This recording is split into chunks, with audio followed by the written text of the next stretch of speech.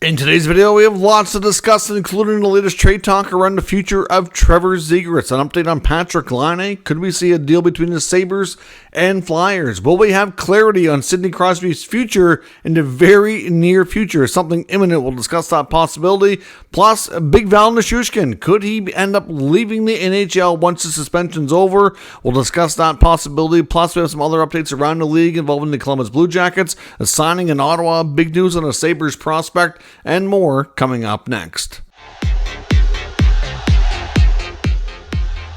So welcome back to another video here at Top Shelf Hockey. As I mentioned, we have lots to talk about here today. Let's start with some prospect news. The Ottawa Senators today announced that they've signed 2024 first-round pick Carter Yakemchuk. He signs his 3-year ELC, of course, playing in the Western Hockey League. Yakemchuk's poised to have a big season here. Of course, likely going to be an opportunity for him to play on Team Canada's World Junior team this year. Obviously, like a big step forward, the right shot defenseman.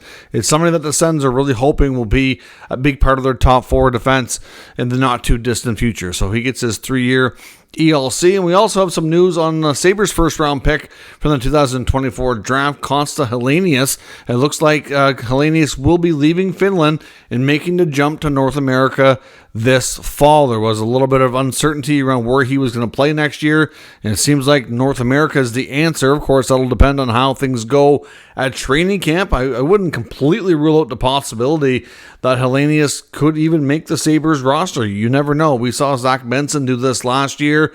Helenius is a mature player. Is expected to be somebody who doesn't take too long of a path to get NHL games in. And considering where things are at on their roster right now, after Jeff Skinner was moved on and bought out, there's still room on the Sabres for somebody to play an offensive role in that top 6 or top 9. There's some talk, and we'll get into this later, that they may still be looking to make a trade. Of course, Helenius, being a European player, not coming from the CHL, he's able to go play in the American Hockey League for Rochester, which might be the most likely outcome. Obviously, if I'm Buffalo, I don't want to put too much pressure on him. At the very least, he can play in Rochester and be a call-up option. Would not be shocking, though, to see him at least get some NHL games as early as this fall or this season sometime. So we'll see how things go for Helenius. Of course, the NHL put out an update as well today. They released their 24-25 Composite preseason schedule. Of course, most of the preseason stuff has been released by various teams already, so a lot of this isn't really news. It just kind of compiles it all together in one place so you can kind of follow along. Of course, it's the preseason game schedule covers 106 games over 15 days, including 40 different sites, which obviously that's way more than NHL teams have, so there's a lot of neutral sites in there as well. Some key highlights that we're going to expect this offseason, or this preseason I should say, would be Utah making, of course, their debut, very first game in team history. The Buffalo Sabres, of course, travel over to Europe, and they'll be playing a game in Germany in Munich which will be an arena opening game as well. Of course, you get the Sens and Pens once again hooking up to do the Kraft Hockeyville game, which was awarded to Elliott Lake, and that game is now going to be played in Sudbury. Of all the neutral sites that they're going to be hitting up across the different places throughout the preseason, looking at Abbotsford, British Columbia, of course, Milwaukee in the U.S., Ontario, California, of course, which holds an NHL team, Orlando, Florida, Quebec City is getting a couple of teams there as well. Of course, the Los Angeles Kings are actually doing part of their training camp in that area in Quebec City. I do believe, if I'm not mistaken, there was a deal with the Quebec government for them to come and do part of their camp there and to play some games. So ultimately they're playing, I believe it's the Bruins and the Panthers. It's kind of funny to see games in Quebec City that does not involve the Montreal Canadiens or any Canadian team for that matter whatsoever. So ultimately, there will be preseason games for Quebec City this year. Be interesting to see all those teams play. Of course, Stanley Cup champion Florida Panthers should be a good draw. Boston Bruins will be a good draw as well.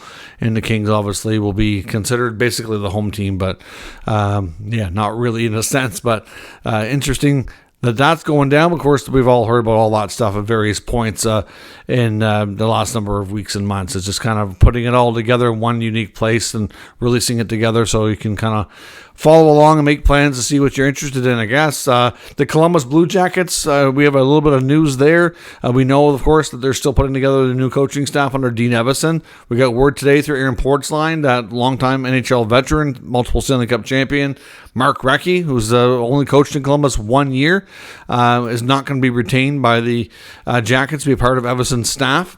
So that's kind of not great for him, considering it's late into the offseason. He's only been there 1 year. He's obviously worked with a lot of different teams, of course, as a player and coach in different roles over the years. So, yeah, I'm not sure what the future holds for Recchi. Apparently, Steve McCarthy is somebody that's sounding like he's going to be retained, but we don't know that just yet. Another piece of business in Columbus, we got word today as well. Jared Boll, former player of the Jackets, has left his position that he held with the Blue Jackets in player development and is no longer with the organization. There's been no press release or announcement confirming that he's gone, but I guess somebody had noticed that he wasn't listed on the site anymore and inquired, and they did confirm that he's not there. But as to what happened, we don't know. We do know he has a young family, and that is a very demanding role, so maybe he was finding it too much to have a work-life balance. I'm not really sure. But Jared Boll no longer working with the Columbus Blue Jackets. Some other news around the NHL today as well. One player that we don't know what the future holds for is former Ranger and Hurricane defenseman Tony DeAngelo. There is some speculation that he might be headed over to play in the KHL. There's some talk that he may end up on the same team in SKA as Demidov and Kuznetsov. So again, that's not confirmed. It's not a concrete, for sure thing. I've seen some reports suggesting that Tony is still exploring to see if there's any NHL options, but considering where we're at in August now, he's not signed. At this rate, he's probably going to have to take either a two-way contract or go to camp on a PTO, and he may or may not want to do that, depending on what may be offered in Russia and the KHL. Now, of course, we know that they as well have a salary cap, and after bringing in like a Kuznetsov contract, I don't really know their cap situation or what they can do. But again, they're kind of ramping up because their season runs a little bit different schedule. I don't know what they could be paying him, but there is some talk to Tony DeAngelo may be heading overseas. So we'll see about that. Edmonton Oilers' new general manager, Stan Bowman, has given his first comments on the Leon Draisaitl contract extension. Of course, didn't really give us a lot to go by. Of course, reiterated, of course, that, like he said in the opening press conference when he was first hired and introduced, that he feels like Leon, obviously, for obvious reasons, is a huge part of the team in their future, and that he did confirm that contract talks around the extension have begun. He said he had a really good talk with his agent, but that's it's all he can tell us at this point. There's no way to put any kind of timeline on it. He said it'll take as long as it takes, which is really what I would expect him to say. You don't know how quickly these contracts will come together. Sometimes it happens pretty quick, and sometimes they drag out. So we don't know where things stand. But the fact that they're confirmed for sure, which is what we expected, which the last time we talked about Leon, I think it was last week sometime, mentioning that ultimately, the first week or so of Bowman's tenure as GM, we were kind of led to believe, don't expect anything new on contracts, because he's going to spend that time, like the first week to 10 days, just getting to know everybody in the organization, and kind of, just feeling everything out, kind of getting his bearings, so to speak. And then after that, Leon's contract would be right at the top of his list of things to start tackling. And then, of course, after that, you've got Bouchard and, anything else that they need to do to kind of get ready for the season here. Obviously, they got to sign Broberg and Holloway as well. So there's all those things that are kind of looming, and we may see a cost-cutting trade. So Bowman's got some stuff there. But, of course, getting Leon locked up is right at the top of his list. And we'll see. But we can confirm now, at least for sure, that negotiations are well underway and some good talks have been had. But exactly when it's going to be done, we don't know. Now, Sidney Crosby, could some news on his future be imminent? There's members of the Pittsburgh media that feel that's the case, and as we've talked about before, like the last time we mentioned Crosby, which was, I think, late last week, saying I was talking about the article from Rob Rossi that suggested that at this point he didn't feel like there was really any reason to panic or be concerned that it wasn't done. Nobody's out there saying that Crosby might be leaving, but the fact that it wasn't done was certainly, causing some people to ask questions and be like, this should be easy, right? Because clearly the Penguins want him to stay. And they wouldn't hardball him on what he wants. He's been an underpaid, generational player for an extended period of time. If he wants 3 times 10 or whatever it is that's rumored and speculated, you would think they would just be like, okay, Sid, here you go, sign here. Thank you very much. Move on. And but we also know that Crosby is a very superstitious type of athlete, which is why he's always worn 87, because it's his birthday, 8/7, August 7. His contract for the longest time now, 8.7. He's very superstitious with these numbers. So that's why a lot of people have been talking, and Rossi started it, I think, last week saying, hey, his birthday's not far away. Maybe that's when it'll be. Like, make of that what you will. And then Mark Madden, another Pittsburgh media member, on his podcast, kind of saying the same thing, saying that wouldn't be shocking at all, knowing what Crosby's like and how everything's been rumored in the background here, that tomorrow could be a big day. It's Crosby's birthday. What better time to announce an extension? But he also goes on to say, if it doesn't happen tomorrow, then maybe we have reason to start asking more questions and have a little bit of doubt or concern. And I think that's totally fair. And that's basically what I said. I said this a couple of weeks ago. I was like, I think it's early to panic for Penguins fans or to start suggesting that he's definitely not staying or anything of that nature. That would be irresponsible. But I do think it's, just a little bit odd, a little bit questionable that it's not done yet, given, like I said, how easy this should be. Now, to me, this says the fact that it's not done is that he either is really wanting it done on a certain dime, or that he just needs some time to really think. And the longer he needs time to think, that's probably not good for Pittsburgh. But maybe he wanted to give time for the offseason to play out a bit, see where the team is at, what the moves were, where things are looking like going into next year. I don't know. We don't know what Crosby's thought process is here. But the fact that we've got multiple Penguins media members saying, look for 8/7. It's probably going to be an opportune time for them to make this announcement. Tomorrow could be the big day. So we will see. If no announcement comes tomorrow, then I suspect on August 8th, we'll start getting more questions, more concerns, more rumors about, well, what's happening now? And if it wasn't announced on his birthday, clearly there's other reasons holding things up. So we'll see where things go. It could be a big day for the Penguins and a good big day for Crosby and a big day for some news. So we will see where things go on that front as well. Now, as I mentioned, could Big Val Nichushkin, could he leave Colorado and end up in the KHL? I was surprised to see this news, but there was some talk about Nichushkin and what his future holds. Now, this comes from Colorado Hockey Now, and they did have quotes from SKA head coach in their article. So, essentially confirming that the KHL team, the SKA team, which, like I said, I believe is the same team we're talking about here with Demidov, Kuznetsov, Tony DeAngelo, all these guys, they've been stocking up clearly that the head coach says that he's had conversations with Nichushkin, that they're on very good terms. He can't confirm anything, of course, right now, but he just said that anything is possible. Wouldn't rule out the possibility of maybe him ending up there. But that's as far as he could go. Now, there's another news outlet out of Belarus who says that they're hoping to have him come December. Now, we know Nichushkin's contract with the Colorado Avalanche is still valid for a number of years in the NHL. We know his suspension is going to be lifted, at least it's expected to be, sometime in November. Now, clearly it's a 6-month ban, but it's not like it's, for a bad hit or a different reason where you get a specified number of games. He has to apply for reinstatement after that 6-month period is lifted. And then at that point, he would be like, okay, I want to come back. here's, they'll have to go through the doctors and everything to kind of evaluate that. So it's not like it's going to be like instant, right? So it takes a little bit of time. They can probably get everything in ahead of time so that it can be starting to be reviewed as soon as it's over. But, could there be a case of when it's over that instead of going back to Colorado, he ends up in Russia in the KHL?